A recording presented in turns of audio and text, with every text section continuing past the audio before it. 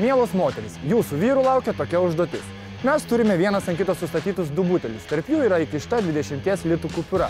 Taigi, kiek kupiūrų pavyks jūsų vyrui ištraukti nesudaužius butelių? Ei! Kas čia dabar? Čia... normaliai čia taip? Žodžiu, mielos moteris, šiam vyrui nepavyko. Bent jau tiek.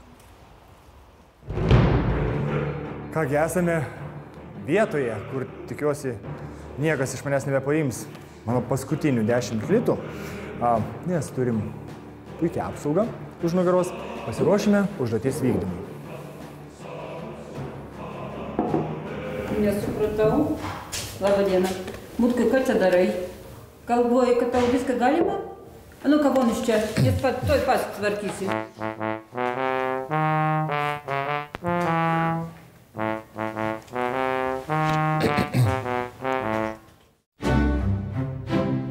Pagaliau, mes esame gan keistoje, bet saugioje vietoje, kur be jokios baimės galime sudaužyti butelį.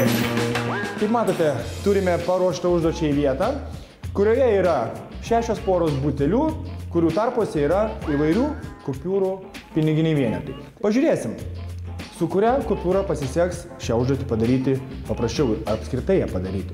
Kiek žinau, reikia sulenkti, labai staigiai trenkti pirštų per sulenktą vietą. Pažiūrėsim, kas bus. Svarbiausia nelies butelio. Turim vieną. 1, 2, 3. Jeigu taip lengvai uždirbinėčiau pinigus.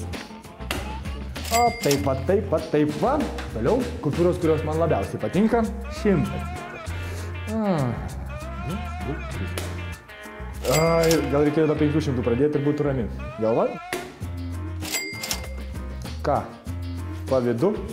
Nu, 500 kaip. Pavyks, nepavyks. Svarbus momentas. Svarbiausia ramybė.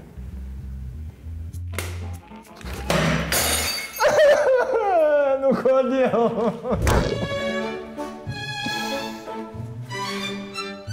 Taigi, moteris, kaip matėte, užduotis tikrai nėra labai sudėtinga.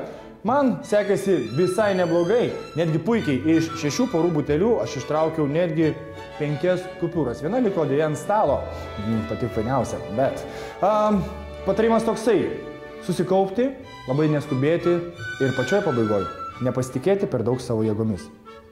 Kas man pakišo koją? Taigi, moteris, statykite.